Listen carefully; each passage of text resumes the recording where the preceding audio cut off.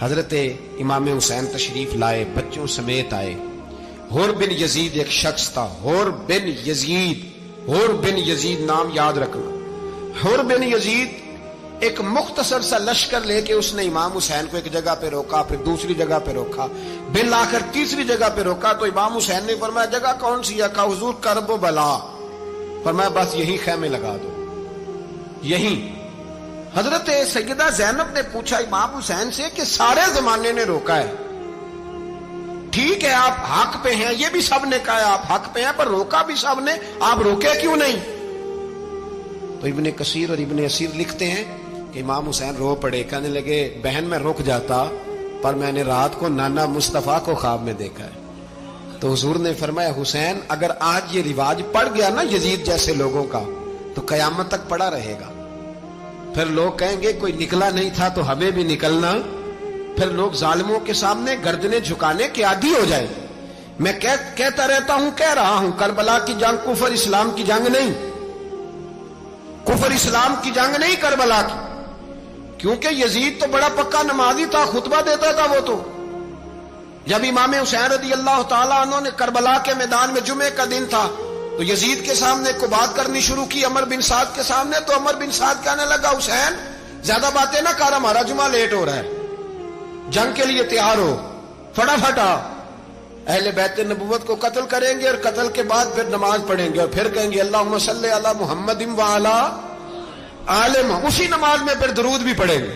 یہ کیسا مرتبہ ہے، کیسا انداز ہے، دوستی قاتل سے بھی مقتول سے یارانہ بھی۔ حر بن یزید امام حسین سے کہنے لگا مجھے حکم ہے آپ کو روکنے کا، آپ آگے نہیں جا سکتے۔ امام صاحب نے فرمایا وجہ؟ زمین اللہ کی ہے۔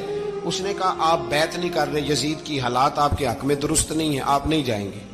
امام روک گئے۔ ظہر کی نماز کا وقت ہوا تو حضرت علی اکبر امام حسین کے بڑے صاحبزادے انہوں نے اذان ظہر پڑھی تو حر بن یزید کے لشکر نے امام حسین کے پیچھے نماز ادا کی۔ کہا بھئی تم مقابلے میں آئے ہو، نماز پیچھے پڑھتے ہو؟ کہا حضور مقابلہ تو تلواروں سے کر رہے ہیں پر ہمارا دل تو مانتا ہے نا کہ مصطفیٰ کا نواسہ بڑی شان والا ہے۔ حر بن یزید نے 3 نمازیں لشکر سمیت امام حسین کے پیچھے پڑھی ہیں، 3 نمازیں، ظہر اثر اور مغرب۔ پھر امام حسین کے سامنے شرائط پیش کی کہ آپ کو یہاں گھیر لیا گیا ہے، یہاں آپ بیعت کریں گے، یہاں جنگ کریں گے، 2 ہی باتیں۔ امام حسین نے فرمایا نہیں بھائی بیعت تو میں نہیں کرتا، اس کے علاوہ تم جو کہتے ہو میں کرنے کو تیار ہوں۔ اس نے خط لکھا، عبید اللہ ابن زیاد کو ایک بندہ دوڑایا پیچھے کوفے، چند میل پہ کوفہ تھا، کہا وہ نہیں مان رہے، کیا کرنا ہے؟ تو حسین ابن علی ہے، میں زیادہ دیر انہیں روک بھی نہیں سکتا۔ انہوں نے پیغام دیا حر بن یزید کو کہ کرنا کچھ بھی نہیں، ان کا پانی بند کر دو، بلیک میل کرو، کھانا پانی نہیں ملے گا، چھوٹے چھوٹے بچے ہیں، خود ہی مان جائیں گے۔ حضرت امام علی مقام کے بارے میں حر کے پاس جب یہ پیغام آیا تو حر کہنے لگا میری طبیعت نہیں مانتی حسین پر پانی بند کروں، دل نہیں مانتا۔ جب یہ لفظ کہے نا دوبارہ تو پھر عبید اللہ ابن زیاد نے عمر بن سعد کو 10,000 آدمی دے کے بھیجا، کہا حر بن یزید لچک دکھا رہا ہے حسین کے حق میں۔ ایک رے کا علاقہ تھا، بڑی وہاں فصل ہوتی تھی، لوگ کوشش کرتے تھے وہاں کا گورنر بننے کی، کوشش کرتے تھے۔ تو عبید اللہ ابن زیاد کہنے لگا تمہیں رے کی گورنری ملے گی، سب سے سرسبز و شاداب علاقہ، تمہیں وہاں کا گورنر بنایا جائے گا اگر حسین کے خلاف لڑو گے۔ یہ اتنی زبردست ہوتی ہیں گورنریاں کہ گورنریوں کے لیے لوگ نسل رسول کے خلاف بھی نکل آتے ہیں، یہ اتنی تگڑی ہوتی ہیں، اتنی جلدی وفاداریاں بدلتی ہیں۔ امام حسین کو روک لیا گیا، عمر بن سعد نے روک لیا۔ 1 محرم کو امام آئے، 7 محرم تا روکا گیا، 7 محرم کو پانی بند کر دیا۔ جانور پانی پیتے تھے، گھوڑے پیتے تھے، کتے پیتے تھے، لیکن مصطفیٰ کے گھرانے کو پانی پینے کی اجازت 3 دن تک پانی بند رہا۔ 9 محرم کو عمر بن سعد نے اور لوگ بلائے۔ شمر ایک بڑا سخت آدمی تھا، سنگ دل بدبخت، جس نے حضرت علی اصغر کے گلے پر تیر مارا تھا، وہ اور لشکر لے کے آیا۔ رات کو کہنے لگا امام حسین رضی اللہ تعالیٰ عنہ سے کہ بس بڑا ہو گیا، یہ 9-10 محرم کی درمیانی رات، یہاں آپ جنگ کریں گے یا آپ بیعت کریں گے، 2 ہی باتیں۔ امام حسین اندر گئے، سیدہ زینب سے مشورہ کیا، باہر آئے، فرمایا بات وہی ہے جو پہلے دن والی ہے۔ او بھائی بچے ساتھ ہو، सहरा का इलाका हो, तपती हुई रेत हो, इतने कठिन और सख्त हालात, चारों जानब मौत ही मौत, दूर दूर तक अपनों का नामो निशान कोई नहीं, और अकेले फैसला करने वाले इमाम हुसैन, बाकी सारे बच्चे हैं या औरतें, सारे बड़े अकेले। इमाम हुसैन रज़ी अल्लाह तआला अन्हु ने फरमाया, भाई बैत तो मैं नहीं करता, बाकी जो तुम्हारा प्रोग्राम है। शिमर और इब्ने साद कहने लगे फिर जंग के लिए तैयार हो जाएं। क्या अंदाज है इमाम हुसैन का। फरमाने लगे कल जंग करूंगा, मुझे पता तो है जंग का नतीजा क्या निकलना है, एक रात मुझे दे दो ताकि मैं खुल के अपने रब की इबादत तो कर लूं। हुसैन ने जाना है, मुझे पता है कल रिजल्ट 72 और 22,000 का क्या एक रात मुझे दो, मैं मालिक से राज न्याज तो करूं, मैं गोया उससे पूछूं तो सही कि मालिक मेरे वालिद भी शहीद हैं, भाई भी शहीद हैं, नाना को भी दुखों में देखा है, तो अब मेरी बारी है, तो मालिक मैं हाजिर हूं, मुझे मौका तो दो, इसलिए कि मेरे नाना ने बदर में भी सारी रात इबादत की थी, सुबह मुझे मौका दो। और दुनिया का उसूल है जब कोई मौका मांगता है तो दिया जाता है। ये दोनों कहने लगे कोई मौका नहीं। हुर बिन यजीद पीछे से बोला, कहने लगा नहीं, बदतमीजी ना करो, हुसैन को मौका दो, तुम्हें देना पड़ेगा। मौका दिया। हुर बिन यजीद ने फिर मिन्नत की, कहा हुजूर आप मेहरबानी करें मान जाएं। फरमाया मानने वाला खाता कोई नहीं। फरमाया मानने वाला खाता, बोलिए मानने वाला खाता, ये बड़ा मुश्किल काम है भाई। जमीर का सौदा अब तो आम हो गया, बाजार लगते हैं, रेट लगते हैं, अपनी अपनी चाहतों पे लोगों ने अपने अपने अंदाज सजाए हुए। कोई आदमी बस अच्छे तरीके से नाम ले ले तो बस हम उसके पीछे चल जाते हैं। अब तो आम हो गया ये मामला। इमाम हुसैन ने फरमाया हो ही नहीं सकता, मुमकिन ही नहीं है। सारी रात इबादत में गुजरी, रियाजत में गुजरी। तहज्जुद का वक्त हुआ तो घर वालों को बुलाया, फरमाया देखना तुम्हारी सी की आवाज ना बाहर आए, खबरदार सी की आवाज ना आए। और इमाम ज़ैनुल आबिदीन से फरमाया तू बीमार है, तू जिहाद नहीं करेगा, लेकिन ख्याल रखना पीछे। और बड़ी कीमती बात बता रहा हूं, हमारी बीवियां किसी के घर मैयत हो जाए तो 4 दिन बुखार नहीं उतरता। इमाम अली मकाम ने सैयदा ज़ैनब से फरमाया तू बड़ी है, मेरी बहन है, पीछे सारे बच्चे हैं, जवान हैं, इनके हौसले तेरी जिम्मेदारी है। सुबह जंग का तबल बजने लगा, फजर की नमाज पढ़ी, सूरज चढ़ा, 10 मुहर्रम का दिन, जुमे का वक्त। जनाब सैयदना इमाम हुसैन रज़ी अल्लाह ताला अन्हु ने रेत पर सजदे किए, लंबे सजदे, लंबी नमाज। सूरत शम्स की आयात दूसरी रकत में पढ़ी तो सारा करबला गूंजने लगा। क्या अंदाज़े तकल्लुम था इमाम अली मकाम का। नमाज मुकम्मल हुई तो हुर बिन यजीद, अमर बिन साद और शीमर से कहने लगे वाकई हुसैन से लड़ोगे, पता नहीं कौन है। कुल्ला सालुकुम अलैहि अजरन, तुमने नहीं पढ़ा, इल्लल मवद्दत फिल कुर्बा, तुम्हारी आंखें बंद है। अल हसन वल हुसैन सय्यदु शबाब अहले जन्नह, तुम्हें नहीं पता। कहने लगा चुप कर, हुकूमत नजर आ रही है। और बिन यजीद कहने लगे फिर मेरा भी फैसला सुनो, मुझे हुकूमत नहीं चाहिए, मुझे जन्नत चाहिए, हुकूमत नहीं चाहिए। इमाम हुसैन की पहली फतह देखें, और बिन यजीद एड़ी लगा के ना यजीद के लश्कर से निकल के इमाम हुसैन के लश्कर में शामिल हो गया। और पहला शख्स जिसने इमाम हुसैन को रोका, इमाम हुसैन के नाम पर पहला सर भी इसी शख्स ने कटाया है। लेकिन यजीद की कब्र पे लानत भी कोई नहीं बरसाता, उसका महल था बहुत बड़ा। लेकिन जब लोग करबला में इमाम हुसैन को सलाम करने जाते हैं तो कदमों में हुर बिन यजीद का मजार भी बना हुआ, उसको भी सलामी दी जाती है। और अब हम अकेला हुर बिन यजीद नहीं कहते, हम कहते हैं हुर बिन यजीद रदी अल्लाह ताला। अब हम इतनी ताजीम करते हैं उस हुर की। जनाबे इमाम हुसैन को मैदान में खड़ा किया गया, जिहाद का तबल बजा, पहले खुद्दाम आए। और सुन लो, आज वो पता नहीं बाजारी से लोग चढ़ गए स्टेजों पे, बाजारी से, ना चेहरे पे दाढ़ी है, ना सर पे कोई कपड़ा है, बाजारी लोग हैं, भाग रहे हैं, बाजू चढ़ाए हुए हैं, बटन खोले हुए हैं, तमाशा बना दिया। सुनने वालों का भी अल्लाह ही हाफिज है। वो स्टेज पे ये अहले बैत की शान बयान करता है, भाग के उधर जाता है, ये कोई तरीका है। सुनने वालों का भी अजीब अंदाज है, हर बंदे को सुनने बैठ जाते हैं। दीन मुहज्जब है, तहजीब वाला है, दलाइल रखता है, दीन वकार रखता है, ऐसे लोग अब दीन बयान करेंगे। हजरत सैयदना इमाम हुसैन रज़ी अल्लाह ताला अन्हु सुबह जब जिहाद का वक्त आया, पता है कौन कौन थे करबला में? امام حسین کے ساتھ امام حسین کے 4 بھائی تھے کربلا میں. کتنے؟ بول کے بتائیں. حضرت علی کے 4 بیٹے. عباس بن علی جن کو حضرت عباس کہا جاتا ہے نا، علمدار، یہ حضرت علی کی دوسری زوجہ میں سے. عباس بن علی بھی تھے اور ابو بکر بن علی بھی تھے، عمر بن علی بھی تھے، عثمان بن، یہ حضرت علی کے بچوں کے نام ہیں. یہ آپ کے شہزادے امام حسین کے ساتھ شہید ہوئے. ان کا نام صرف اس لیے نہیں لیا جاتا کہ ان کا نام خلفائے ثلاثہ کے نام پہ، حضرت علی نے اپنے یاروں کے نام پہ رکھا ہے تو تم نے کربلا کے میدان سے خارج کر دیا. یہ تینوں شہزادے حضرت جناب سیدنا امام حسین کے ساتھ تھے، یہ بھی شہید ہوئے. حضرت جناب زینب امام حسین کی سگی بہن ہے. ان کے 2 بچے تھے، اون و محمد.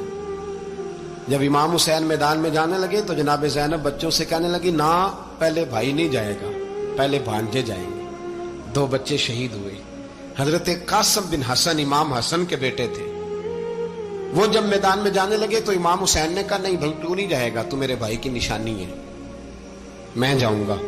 تو حضرت قاسم بن حسن نے ایک تعویذ کھول کے دیا کہ ابا جی میرے والد نے کہا تھا جب بڑی مشکل آ جائے تو تعویذ کھول کے دیکھنا. تو آج بڑی مشکل آئی ہے تو میں نے تعویذ کھولا ہے، تو یہ دیکھیں کیا لکھا ہے. یہ تو رکا ہے، تعویذ ہے ہی نہیں. جب کھول کے دیکھا تو اس پہ لکھا تھا، قاسم اگر حسین پہ کوئی کڑا وقت آ جائے تو بیٹا کے آگے آگے رہنا، اگر کڑا وقت میرے بھائی پہ کبھی آ جائے نا، دیکھنا اس کے آگے آگے چلنا، اسے حسن کی کمی نہ محسوس ہو. پائیاں جہاں ساکھ نہیں کوئی جے وچ خار نہ ہوئے. سیدنا امام حسین پہلی دفعہ کربلا میں اس وقت روئے جب یہ رکا. آپ نے دیکھا تو فرمایا ٹھیک ہے، اگر حسن کی یہ وصیت ہے تو میں نے زندگی میں اگر ان کی ہر بات مانی ہے اب بھی مانوں گا، تمہیں اجازت ہے. جناب قاسم بن حسن 16 سال کا جوان جب میدان میں نکلے تو ہائے ہائے پتہ نہیں کہاں سے آ گئی ہے. امام قاسم بن حسن جب میدان میں نکلے تو تبری سے لے کر علامہ ابو الاسناد صاحب سب کو پڑھ کے تو دیکھو. 3 دن کی پیاس ہے، شدید آزمائش ہے، دکھ ہے، تکلیفیں ہیں، پھر بھی پہلی دفعہ جب میدان میں گئے ہیں واپس آئے ہیں 19 لوگوں کو قتل کر کے واپس آئے. 19 لوگوں کو ایک بار میں. حضرت ایسے ہی تماشا بنا دیا. مظلوم تھے وہ تو رو رہے تھے. ہر مقرر یہ کہہ رہا ہے کہ وہ تو بار بار کہ ابا پانی مل جائے، پانی آ جائے، ترس گئے. خدا کا خوف کرو، یہ دلیر لوگ تھے. ان کی باتیں آج بھی پڑھ کے دلیری پیدا ہوتی ہے، دلیری پیدا ہوتی ہے، دلیری. سناؤ قصہ خیبر کو تمامی اپنے بچوں کو. علی کی داستان سن کے دلوں سے ڈر نکلتا ہے. علی کی داستان سن کے دلوں سے یہ جو بچے ڈر رہے ہیں نا، وہ چمگادڑ آ گئی، کاکروچ آ گیا، یہ خوف نکل جائے گا اگر حضرت قاسم بن حسن کی بات سنے گی. درجنوں لوگ آپ نے قتل کیے. ایک دفعہ آئے کہا چاچا یزید کا لشکر تو بڑا بزدل ہے، اگر چند قطرے پانی میرے حلق سے گزرے تو میں سارے کاٹ کے لے آؤں گا آپ کے پاس. چند قطرے. لیکن تھوڑی دیر گزری، عمر بن سعد کہنے لگا اکیلے اکیلے جاؤ گے تو علی کا پوتا ہے، یہ سب کو مار دے گا، کٹھے جاؤ. چاروں جانب سے تیر برسے. ایک تیر لگا آ کے گردن کے پیچھے. بس جناب سیدنا قاسم بن حسن گھوڑے سے نیچے گرے تو جناب زینب حوصلہ کر کے آنسو سمیٹ کے کہنے لگی میں دیکھ رہی ہوں پردے کے پیچھے سے حسین میرے بھائی کا بیٹا گر گیا ہے، جا اسے اٹھا کے لا. حضرت امام حسین ان کو اٹھا کے لائے تو امام حسین نے سینے سے لگایا ہوا تھا تو ان کے پیر، ان کا قد لگتا تھا امام حسین سے زیادہ ہے. اٹھا کے لایا، لٹا دیا گیا. امام حسین کے اپنے بڑے بیٹے میدان میں نکلنے کو، علی اکبر نام ہے. جب جن لوگوں نے حضور کو نہیں دیکھا تھا وہ جب کہتے نا ہم نے نبی پاک کا دیدار نہیں کیا تو بتاؤ کس طرح کے تھے، تو بتایا جاتا تھا کہ جناب علی اکبر کا دیدار کرو، ہم شبیہ مصطفیٰ. اور جب وہ گلیوں میں نکلتے تھے تو عورتیں چھتوں پہ چڑھ جاتی تھی. جناب علی اکبر رضی اللہ تعالیٰ عنہ تلوار لے کے میدان میں نکلے. جوان بیٹے دینے بڑے مشکل. او یارو رٹا کیا ہے یہ تو بتاؤ کہ ظالم آدمی حکمران، یار یہ رٹا ہے، ایک ظالم کا رستہ روکنا ہے. اس رٹے کے لیے ہم شبیہ مصطفیٰ جناب سیدنا امام علی اکبر میدان میں نکلے. بڑے لوگ مارے، بڑے. پھر ایک تیر ان کے بھی گلے میں لگا اور جب وہ گرے نا زمین پہ تو حضرت इमाम हुसैन दौड़ के आए, दौड़ के, और जब तशरीफ लाए तो उनके गले से तीर खींचा तो एक जुमला लिखा है साहिब तबरी ने, उसने हद कर दी। कहने लगे तीर खींचा तो इमाम हुसैन की आंखों में आंसू आए। कहने लगे काश जनाब इब्राहिम आज मेरे सामने होते तो मैं उन्हें कहता कि आपने तो बेटा ज़िबा करते वक्त आंखों पे पट्टी बांधी थी, देखो मैं खुली आंखों से बच्चे ज़िबा कर रहा, खुली आंखों। काश जनाब इब्राहिम खलील होते तो उन्हें कहता। जनाब अली अकबर भी शहीद हुए। हजरत अली असगर को तो अचानक उठाया था इमाम हुसैन, बाहर निकले तो गर्दन पे तीर लगा तो 6 महीने का बच्चा वो भी शहीद हुआ। खून उछाला आसमान की तरफ तो कहा मौला देख ले, मैंने 6 महीने वाला भी नहीं बचाया, वो भी दे दिया है। फिर हजरत अब्बास को बेटियों ने कहा कि अब ना, कुछ कहते हैं पहले शहीद हुए, कुछ ने लिखा बाद में, अब हमसे पानी के बगैर नहीं रहा जाता। तो जनाब अब्बास पानी का मशकीजा लेके निकले, बाहर निकले, एक हाथ कटा, दूसरे पे मशकीजा वो भी कटा। देख लो मैं पस मंजर पे हूं अभी तक, मैं बता रहा हूं कि जिहाद किसके खिलाफ था? जालिम हुक्मरान के खिलाफ, जालिम काफिर के खिलाफ नहीं, मुशरिक के खिलाफ नहीं। हजरत इमाम हुसैन रज़ी अल्लाह ताला अन्हु ने हर जगह एक ही बात की कि यजीद शराबी है तो बच्चे कटवा दूंगा, शराबी को वोट। ये एक नहीं, हर किताब में यही लिखा, हर किताब में, और हर मसलक की किताब। यजीद चूंकि मुजरे देखता है, रंडियों का नाच देखता है, बच्चे कटवा दूंगा, उसके हाथ में हाथ। इमाम हुसैन ने फरमाया चूंकि अल्लाह की हदों को तोड़ता है, हुकूकुल्लाह पामाल करता है, हुदूदुल्लाह, बच्चे कटवा दूंगा लेकिन उसके हाथ में हाथ।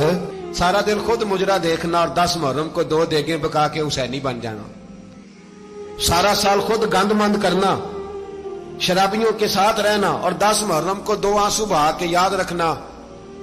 मैं हमेशा कहता हूं, फिर कह रहा हूं, जिसके मोबाइल में गंदे गाने हैं, गंद देखता है, शराबी कबाबी का स्पोर्टर है, वोटर है, या मुजरे देखता है, आता जाता है, वो याद रखे कयामत में इमाम हुसैन का हाथ होगा, उसका गिरेबान होगा। हमसे न रकम होंगे कसीदे यजीद के, हम लोग तो हुसैन के सीरत निगार। हजरत अब्बास का बाजू कटा, फिर पानी तो भर लिया था, ला ना सके, फिर गर्दन कटी तो शहीद हुए। बच्चों की भी शहादत हुई, पर जब उनका लाशा उठाया तो इमाम हुसैन कहने लगे मौला अब ना हुसैन की कमर कमजोर हो गई है, अब कमजोर हो। और भाई एक मैयत हो जाए तो 4-5 दिन तो पूरी आंखें नहीं खुलती, कैसा जर्री खानदान है।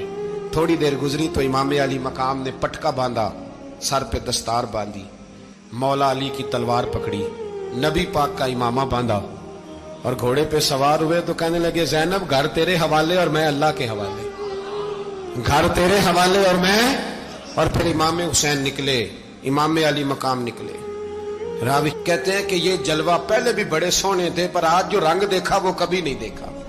क्या अंदाज था, जिधर जाते नारा लगाते तो हद हो जाती। इतने लोग इमाम हुसैन ने काटे, इतने काटे, फिर वापस पलट के आए और कहने लगे ज़ैनब जरा पर्दे के पीछे से देख तो सही मेरी बहन, इन बुज़दिलों को जुर्रत ही नहीं हो रही हुसैन के मुकाबले में आने।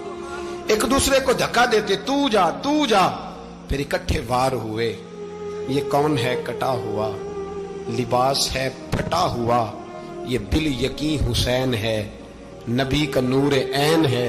फिर चारों जानिब से तीर बरसे तो इमाम अली मकाम चूंकि नमाज का वक्त हो गया था, उतरे घोड़े से, खून बह रहा था, गर्म तरीन रेत से तयम्मुम किया, सर सजदे में रखा और जब शिमर आपकी गर्दन काटने लगा तो कहने लगे ठहर जा जरा, रब से एक बात कर लेने दे। और फिर बोले इमाम हुसैन, कहने लगे मालिक तू अब बता के हुसैन से राजी है कि नाराज है, तू बता। तो फिर एक आवाज आई, या अय्यतुहन नफ्स मुतमइन्ना इरजिई इला रब्बिकी रादियतम मर्दिया। फरमाया नफ्स मुतमइन्ना वापस आ जा, तू अल्लाह से राजी है, अल्लाह तुझसे राजी। इमाम हुसैन वहां शहीद हो गए।